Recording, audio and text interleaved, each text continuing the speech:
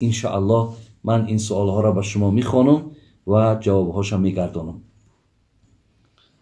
بعضی از خواهرها از ما سوال کردند که همین یک ماه مبارک امکان دارد که ما بعضی تبلتکه ها هست که ویا استعمال میکنیم در همین یک ماه مبارک همون بیماری زنانه ده، یعنی حیض میگن، در همون بیماری ما مبتلا نمیشیم و همین یک ماه مبارک مقصد به پرگی روزه میگیریم. بله خواهرای عزیز، اینا صاحبای کتاب دانشمندها اجازت میتین به شرطی که اگر بر سلامتی شما زیان نیارد.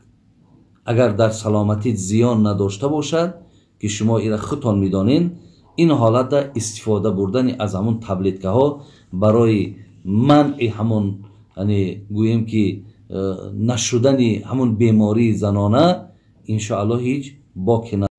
خوشخبر برای همه شما، اولیکش جمشید برای شما امکانیتی کلان میدهد. کجایی که سفر کردنی هستین، شما میتوانید که از خانه نبرآمده با طریق تلفن بلیط های ارزان را خریداری نمایید و اینچنین از نام شبکه حاجی میرزا گپ زنید، برای شما تخفیف کرده می شود. معلومات بیشتر بر رقم های روی اکران بوده تماس بگیرید. برای شما سفری خوب خواهانیم. آیا شما از زردی دندان خود و سیاهی دندان خود شرم دارید؟ غمگین نباشید.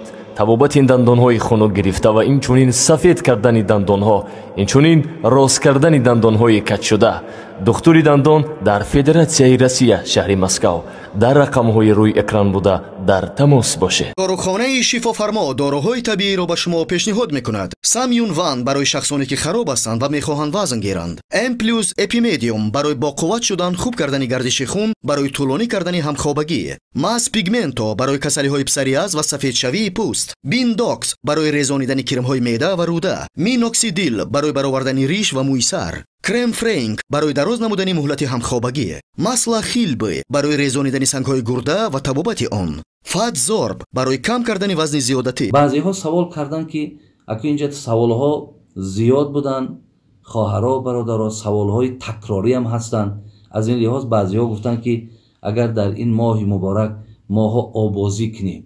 آبازی فرق ندارد، خواه در داخلی خانه باشد، خواه در حمام ها باشد، خواه در حوض ها باشد، خواه در دریاها باشد، همه جا برای آدم روزدار البته مقصد اجازت است. فقط احتیاط کنین که از راه های مقصد دهان، از راه های بینی مقصد یا از راه های گوش، یعنی آب به حلق شما داخل نشود.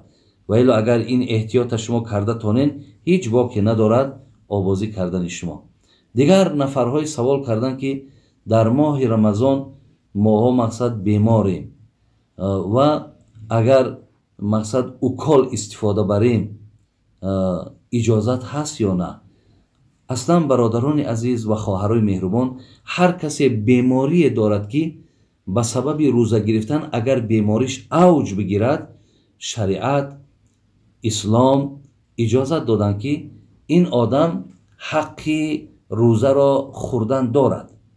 وقتی که خدای مهربان اگر بیماری را از او گرفت، تنش که صحت شد، بعد همین روزه های را که در حالت بیماری خورده بود، همین ها را قضا میگیرد.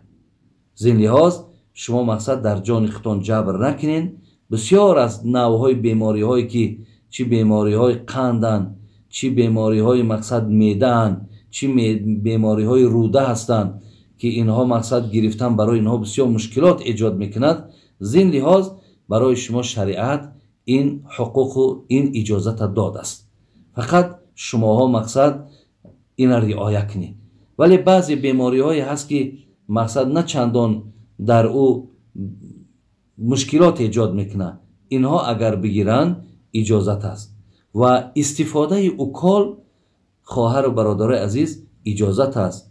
این اوکال خود در موشک باشد، خود در پوست باشد، خود در گوشت باشد، حتی در همین وین هم که باشد، فقط احتیاط از همون اوکال هایی که قوت دهندن، مقصد در ارگانیسم آدم وقتی قوت میبخشد، مثل همین گلوکوزواری، از همینش احتیاط کنین. دیگر هر اوکالی که شما مثال میگذرانین، خواه برای طبابت دنداناتان باشد، خواه برای مثال پس کردن تب باشد یا برای مثال پایان بردن فشار خون باشد، هر اوکالهایی که باشد فقط قوت دهنده نباشند هیچی باقی ندارد.